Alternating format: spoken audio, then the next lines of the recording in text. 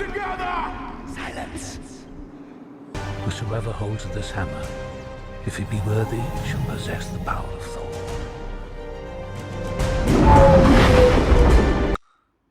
Yo my dudes, and welcome back to the Odin gameplay and review video. First up, we're gonna have a look at his basic rotation. So as the fight begins, what you want to do is land 2 quick heavies on the opponent. This is gonna allow you to build up 2 stacks of Odin Force charges. So as you just saw there, that SP1 with Odin Force charges activated a Bulwark and Truestrike buff. So here, I built up another 2 stacks of Odin Force charges. When I throw that next heavy there, you notice that my energized buffs increase from 1 to 6 in an instant. So this is going to help me gain a lot more power on my attacks. Over here, as I'm getting ready to release my SP2, you'll notice that big damage, which is due to each of Odin's unique buffs. Which means if you can stack more unique buffs on Odin, your burst damage is gonna go through the roof. And from here on out, the rest of the fight is about staying close to the opponent to make sure all those buffs on Odin are paused. And I'll talk more about the duration of Odin's buffs, which can be quite a hindrance in most cases. Here I throw an SP3 to gain a copy of all the buffs that I gain at any point in this fight. As well as being imbued by Odin Force, this allows those buffs to be extended in duration by 25% by that extend buff. Now that I have extra long buffs, I can be safe in the knowledge that none of them will fall off as I am building up to a very meaty SP2, which is coming right about now. Would you look at that?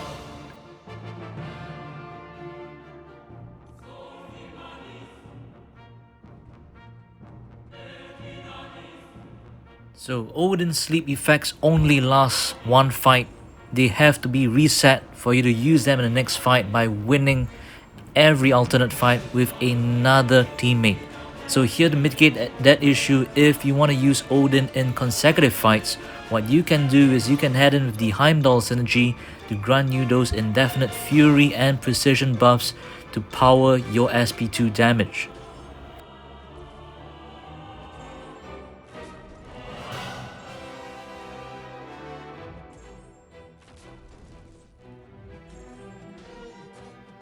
So with the Heimdall synergy giving us that extra precision and fury buff, that's why our damage from that SP2, that burst damage, isn't too gimped.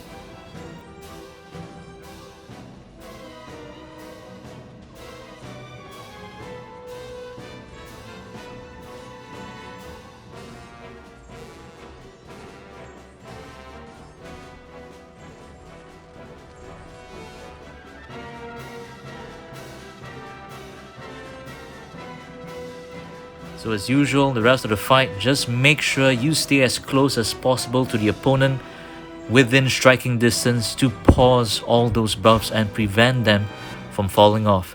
Anytime, let's say if they do fall off, I'm going to show you in the next segment how you can get all those buffs back.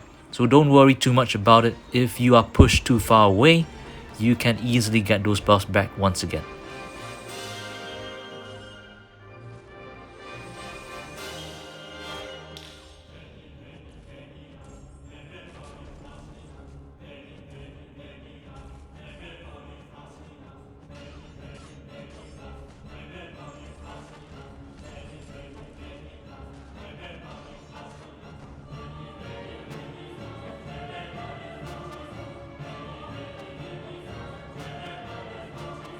So in this last segment on how to do the proper rotation, I begin this fight by triggering all those Heimdall synergy buffs.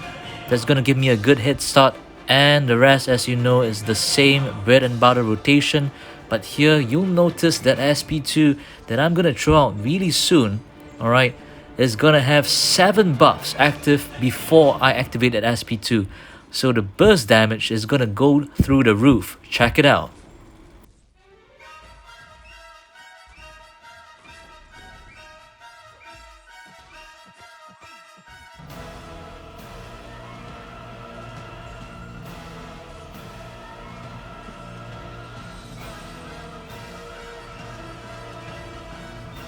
For longer fights, for good measure, you might want to proc an SP tree that's imbued with Odin Force effects to extend the duration of all those buffs that you're going to gain another copy of. Now then, longer buffs, easier fight.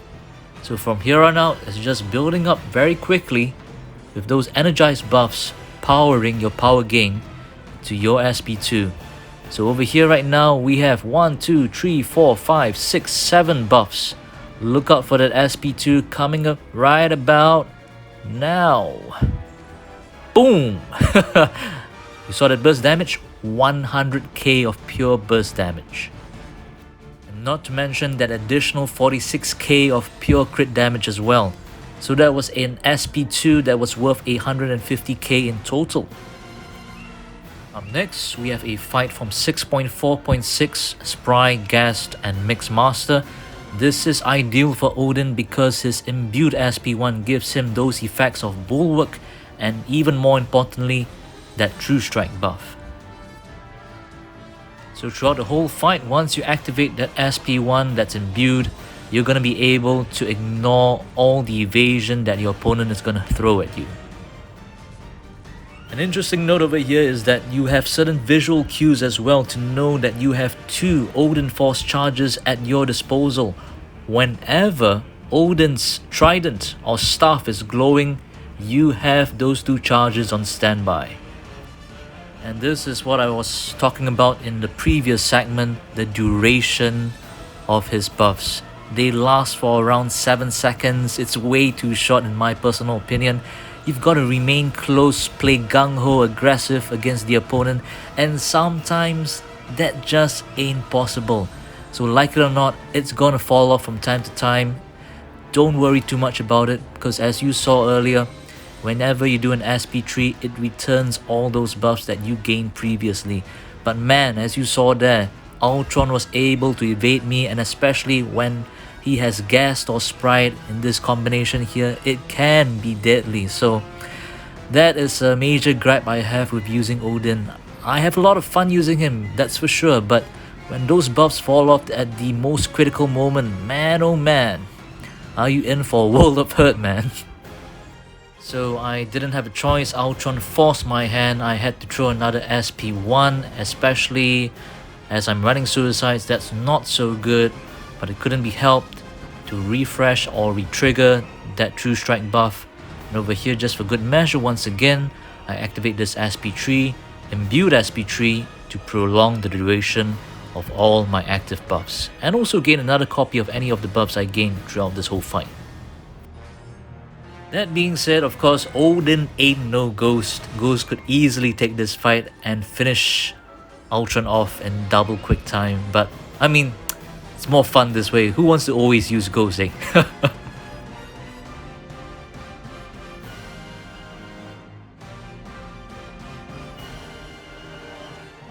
So up next, this fight, once again, it's Spry, Ghast, and Mixmaster. However, it's against this irritating or potentially irritating Spider-Gwen mini-boss. So I chose this fight because I wanted to show you Odin's damage potential in a fight that's considerably long with 450k or thereabouts of health. So yeah, another thing to note, as I'm getting ready to throw off this SP1, you'll notice that Truestrike buff is nullified immediately.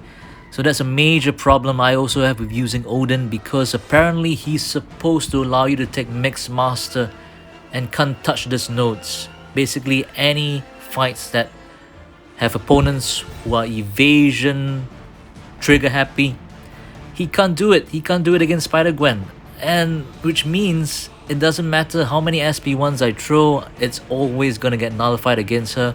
And what can I resort to win this fight? It's just basically heavy all the way. And that ain't the way to play Odin, man. So once again, fun to play, but many limitations.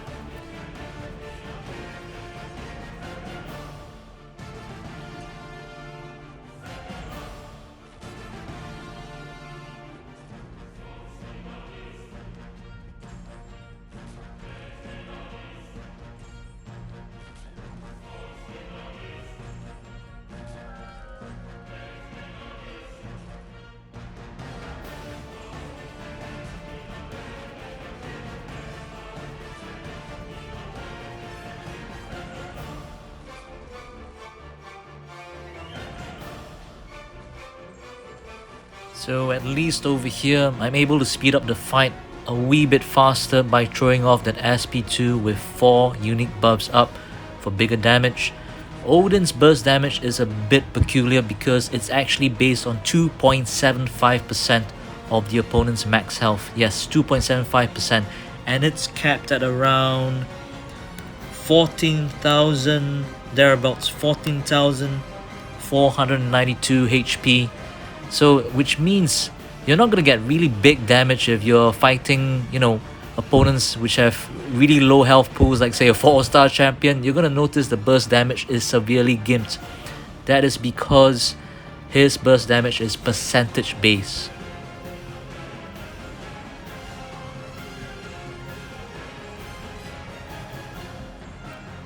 And after a fight that felt like an eternity, it's finally over at this point in time. Man, Ghost could have done this way much faster. However, of course, I know they're totally different champs. Ghost has other utilities, other uses, but man, oh man, sometimes Odin can really frustrate you, man.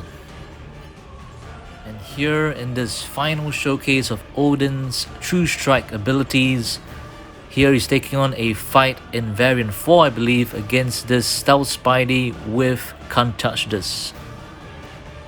This fight I'm rocking the Heimdall synergy because it's not the first fight that I use Odin in, and I didn't use any other attackers on this path, so he begins without any Odinsleep effects.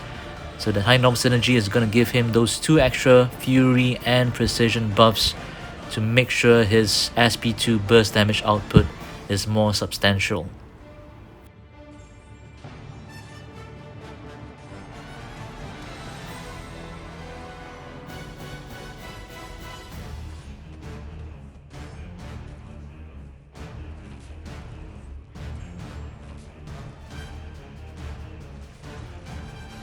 And once again, the same problem rears its head. Once again, I am forced out of my Truestrike because the opponent is either playing possum or he throws a special attack that forces me to back off. And my hand is forced again. I have to throw out another SP1, and because I'm running suicides, this is causing me to lose quite a bit of health every single time I throw off an unnecessary special attack. So in other words, it means also that Odin is not very suicide friendly. You are gonna lose more health than you receive from damage taken either being hit or from block damage alone. Just from suicides, just from that recoil mastery.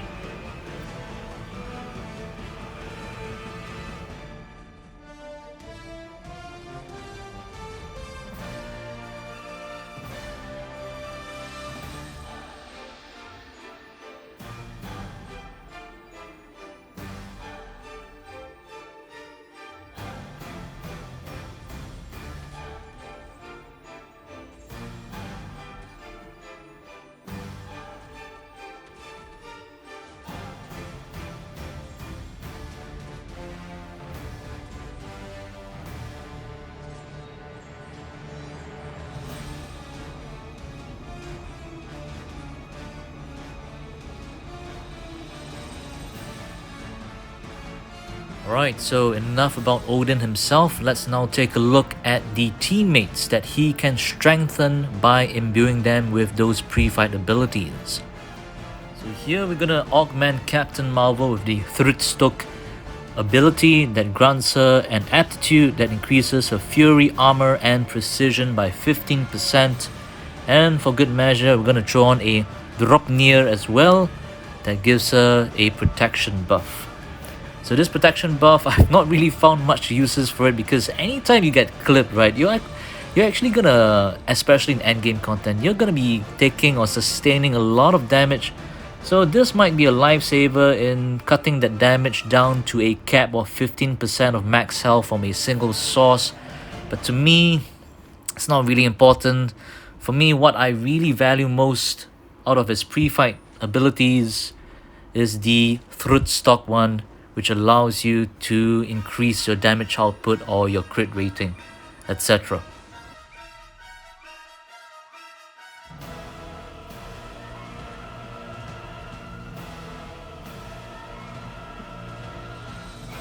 So now that Captain Marvel has been ignited, now those fury buffs are gonna be augmented with an additional 15% potency. So we should see over here right now an increase in those big yellow numbers.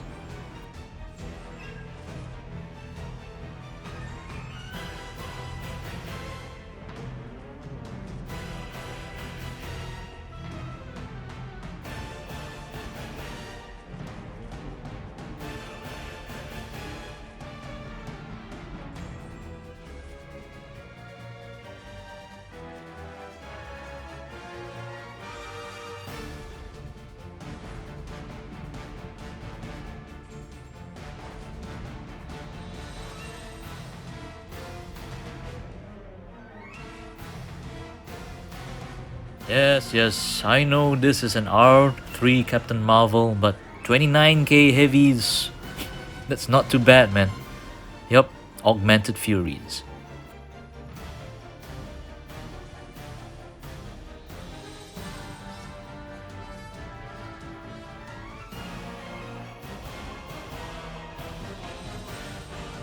So one more time, carrying off from where we last left off against Winter Soldier. Augmented Furies to the rescue once again. So over here we're building up to binary ignition. Just a bit more to go. Alright, yep. Here we activate it. Look at those big yellow numbers. Alright, even though the last two hits weren't crits, but overall, yep, once again, 30k heavies over there.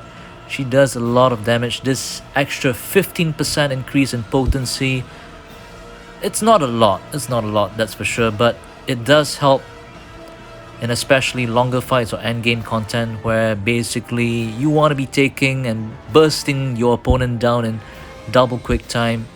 So that's gonna save you potentially some sticky situations, or gonna save you from some potentially sticky situations.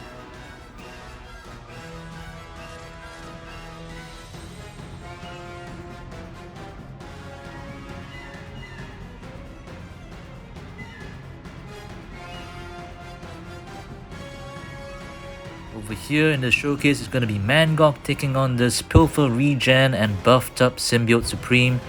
I have already augmented him with Odin's pre-fight abilities to give him 3 buffs at the start. So you don't have to worry about building up. Alright, all those buffs to do damage, as well as this Odin's specific synergy with Mangog. The Fueled by Rage synergy allows Mangog to gain nullify immunity. So you can just go ham on this Symbiote Supreme and not worry about him nullifying any of your buffs whatsoever. So over here I show you as well the Furies that have been augmented by the Truestrike, and that is ultra big damage, man.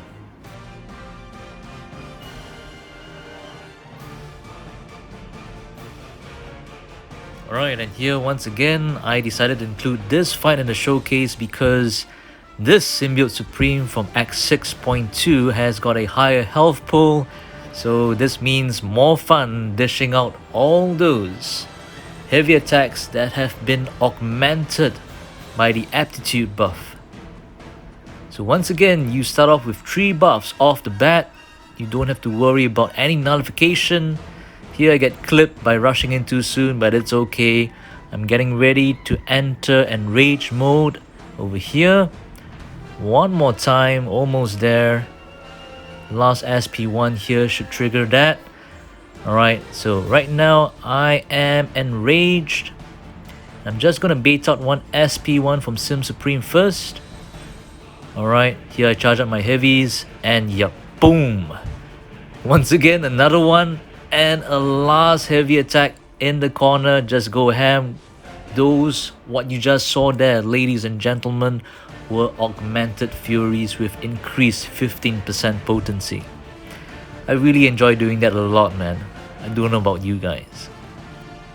Alright, so in this last segment here, what I want to talk about is the Stormbreaker Pre-fight ability, which grants attackers a 90% shock resistance buff. So I chose this fight with EMP modification. I believe it was in Act 6.4.6. Alright, anyways, as we know, Magneto is able innately to resist shock himself. Or rather, he reduces the potency of shock effects by 90%.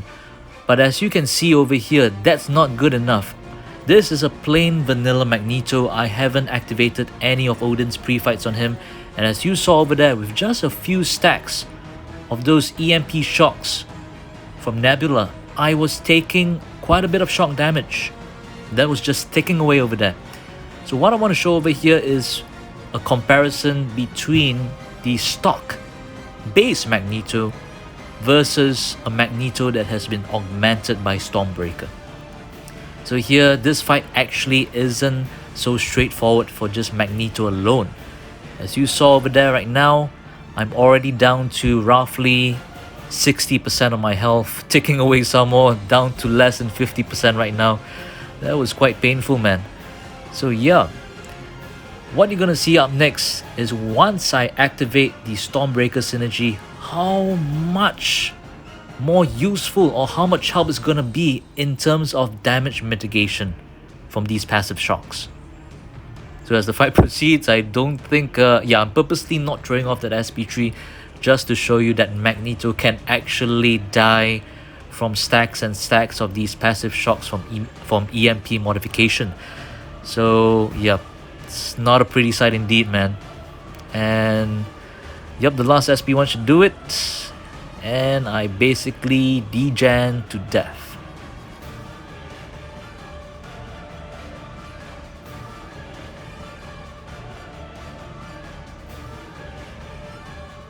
Alright, so Max back for some revenge. On to round 2. This time I activate all of Odin's pre-fight abilities on him, especially the also important Stormbreaker pre-fight.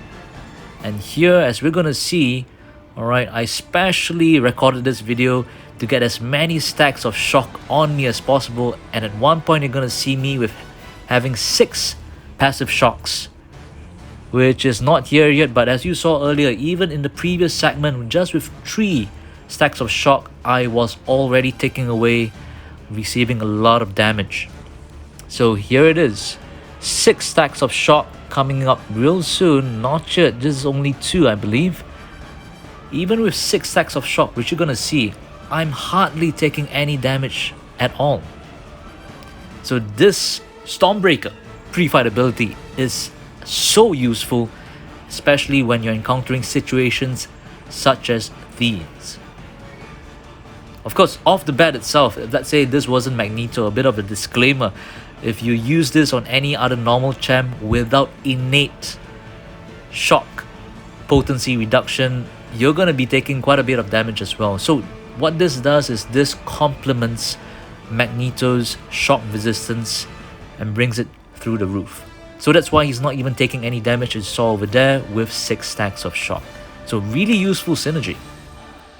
So in summary, what Odin has going for him is that he has the ability to give pre-fight abilities to augment his teammates. Aptitude and the shock resistance to me are by far the most useful. He's also able to copy buffs on knockdown. He's got this innate utility with his SP1 to gain a Truestrike buff for matchups such as evasion happy opponents. He's also got decent SP2 damage, however that is percentage based, that burst damage. He's also got the ability to pause those personal buffs on himself by keeping or staying near to opponents, but that means you have to take the extra risk of staying near to opponents that could be quite damaging. And lastly, his best synergy to me is the one that makes Mangog nullify immune. So in terms of Odin's limitations, his buffs are way too short, man. And pausing those buffs means you've got to play more riskily to stay near those opponents. Don't even get me started on him not even having an ounce of immunities built into him. And he's easily overshadowed by so many other better options in those niche fights. Each burst of direct damage is capped at 2.75% of max health, which means you're not really going to see a lot of damage if your opponents have low HP. And also, Odinsleep effects which grant him at the very start that fury and armor up, they do not last the next fight or the next consecutive fight if you use him again. You've got to go through the trouble of winning the fight with another attacker before you can refresh those effects. And last but not least, you saw how many special attacks you've got to keep on throwing to proc all those buffs, to proc all those Odin Force charges or Odin Force effects. So the thing is, you're going to lose a lot of health from recoil. So all in all, I don't know about you guys, I did have a lot of fun playing with Odin, testing him out for your benefit. But let me know what you think in the comment section below. Is he an Asgardian god like we know he should be, or is he just a puny god? Alright, thank you so much for watching, guys. I hope you enjoyed this video. So if you did, please smash that like and subscribe button, and I'll catch you for the next one. In the meantime, do take care. Peace out. You are all of you beneath me. I am a god, you dull creature, and I will not be bullied by that.